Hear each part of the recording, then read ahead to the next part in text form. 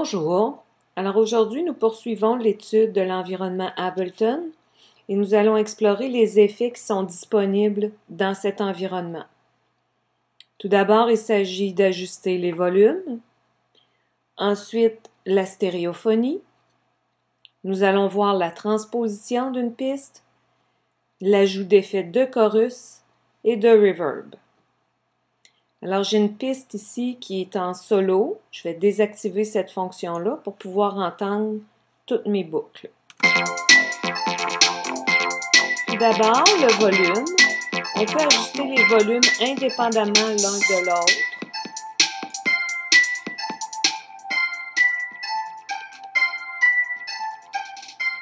Dans ma dernière piste, ici, il s'agit d'une piste MIDI. Elle s'ajuste exactement comme une piste audio. Alors, voici pour les volumes. Ils peuvent être ajustés indépendamment ou pour l'entité complète du morceau. La stéréophonie maintenant. C'est ce petit icône ici. On prend tout simplement la souris, on maintient enfoncé, on monte ou on descend sur notre plateforme de travail. Alors, j'ai ajusté ici à gauche et à droite. On peut constater dans le bas de l'écran à gauche qu'on voit très bien ici qu'on est rendu à 40 L qui signifie left et ici à 34 R qui signifie right. Pour ma piste MIDI, C signifie centered. Alors, nous allons maintenant transposer. J'ai deux clips identiques ici d'une basse. Alors, il n'y a aucune différence. On entend très bien qu'elles sont identiques. Je vais sélectionner la deuxième et la transposer. Je vais tout simplement double-cliquer dessus pour que le détail m'apparaisse dans le bas de l'écran. L'icône ici transpose, tout simplement le sélectionner. Et en montant, en descendant la souris, ça va changer de ton par demi-ton, ST signifiant semi-tone.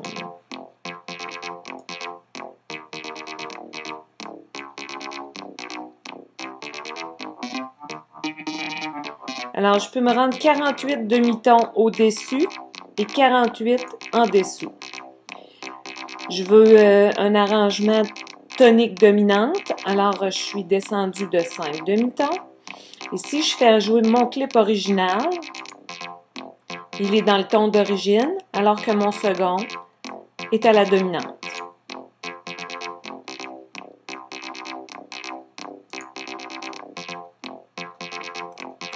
Ce qui fait facilement un arrangement. Finalement, l'insertion d'un effet de chorus et de reverb. Présentement, je me trouve dans la bibliothèque. Il va falloir que je change pour aller dans Périphérique Live et sélectionner Audio Effet. Je vais choisir mon chorus. Dans le cas du chorus, je veux l'appliquer directement à ma piste de basse. Alors, je vais tout simplement la glisser dessus.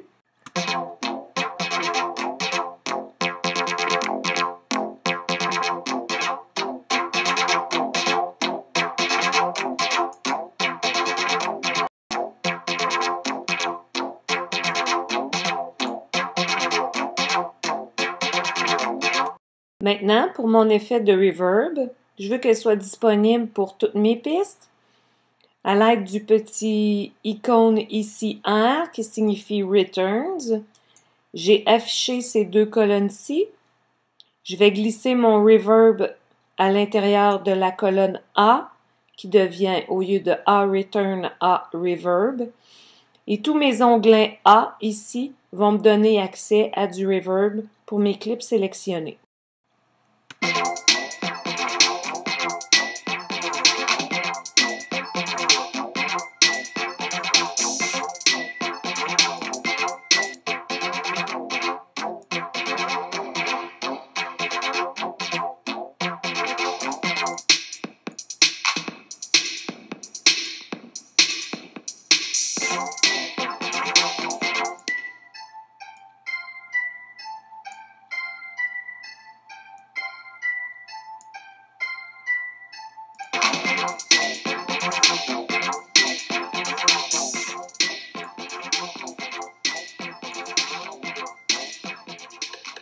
Voilà, c'était les effets dans Ableton Live.